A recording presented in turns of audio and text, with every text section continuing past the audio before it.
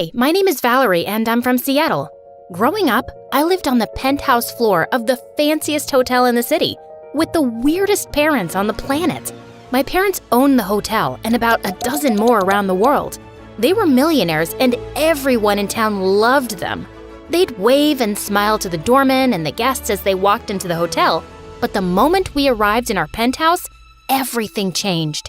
They'd send me to my room and spend the rest of the night shouting into their cell phones. When I was 5, I asked my dad to read me a bedtime story. As usual, he was busy on the phone. Please, Daddy, it'll only take a second. I asked him again, and he snatched the book out of my hand and threw it out the window. Here's your story. Don't interrupt Daddy when he's on the phone. The end. Now go to your room. When I was 14, my history teacher, Miss Jackson, gave me an assignment to draw my family tree. I asked my mom and dad about it, and their faces turned white. We are your only family, that's all you need to know. What about grandparents or cousins? Do we have any pictures? I could use them for my project. The next day, my teacher was gone. She'd been reassigned to a new school. I was so upset. I knew my parents had something to do with it. When I came home, I confronted them about it, but they swore they didn't do anything. I could tell they were lying. Things at school weren't much better. I was shy and a teeny bit clumsy. And one day in the cafeteria, I tripped over my shoelace and spilled my lunch all over the most popular girl in school. Sorry.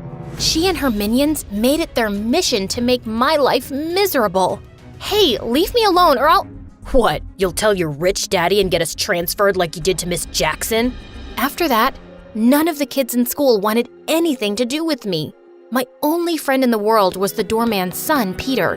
Why did the chicken cross the road? I don't know. Because the sun was in his eyes. Peter always found a way to make me smile. And on days when my parents were away on business, I'd sneak down to the lobby to hang out with Peter. We played chess, he helped me with my algebra homework, and even taught me how to play the harmonica. When I turned 16, things got even worse. My parents spent most of their time away on business, and Peter's dad wasn't working as much as he did before. So I spent most of my days alone in the penthouse. One day, I was wandering around the apartment looking for my calculator. I couldn't find mine, so I went to my parents' office to use theirs, and I saw a painting hanging lopsided on the wall. I walked over and adjusted the picture, and then I heard a clicking sound. What's that? The wall behind the painting wasn't a wall at all. It was a hidden door. I pulled it open and found a huge safe I'd never seen before. The safe had a combination lock. I tried a few numbers, but none of them worked. I started to walk away. This was my parents' secret safe. I wasn't supposed to be in here, but I couldn't resist.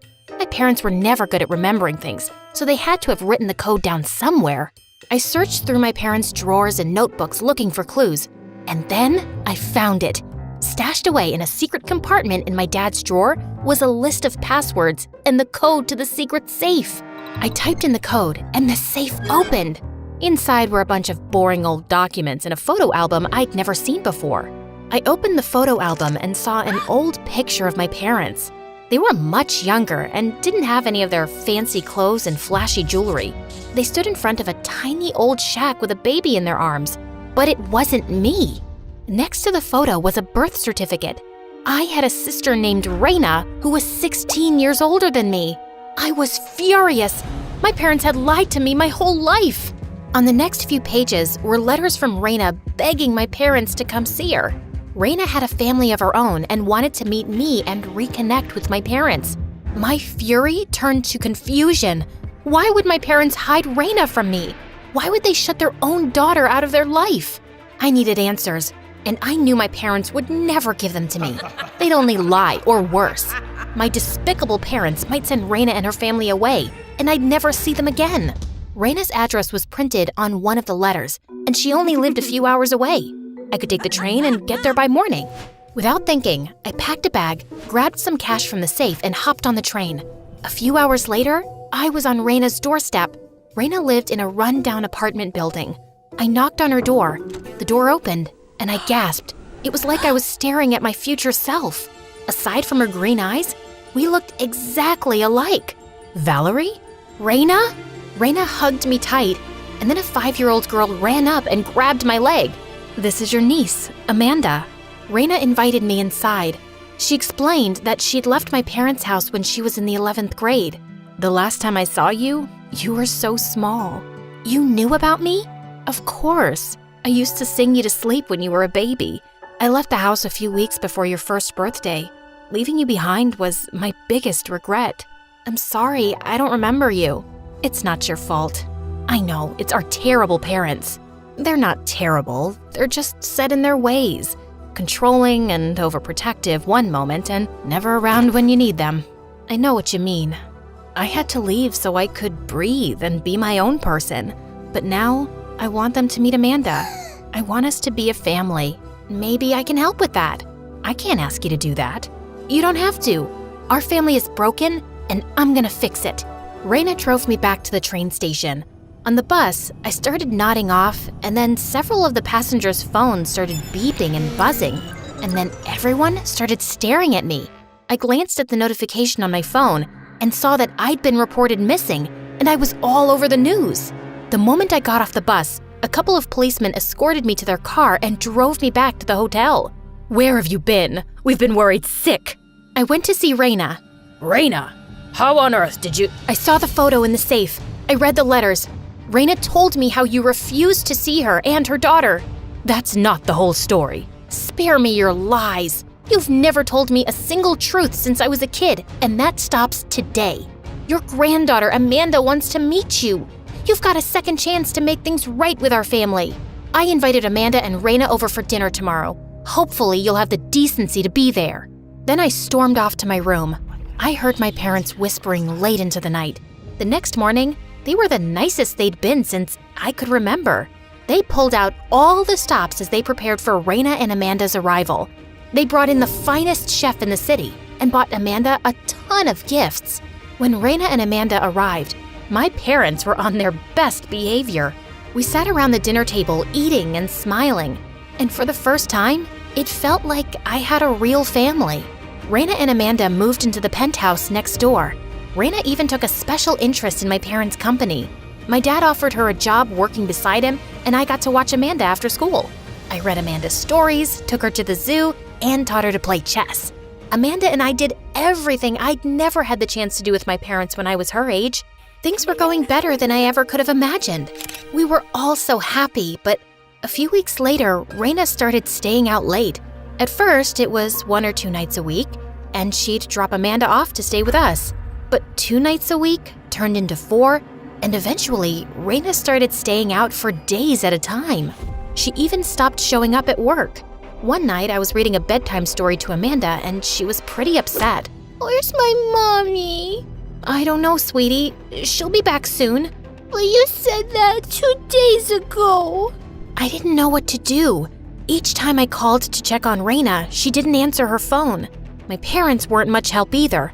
Every time I tried to talk to them about Raina, they'd just change the subject and rush off to their room. What's going on with you? Amanda has been worried sick.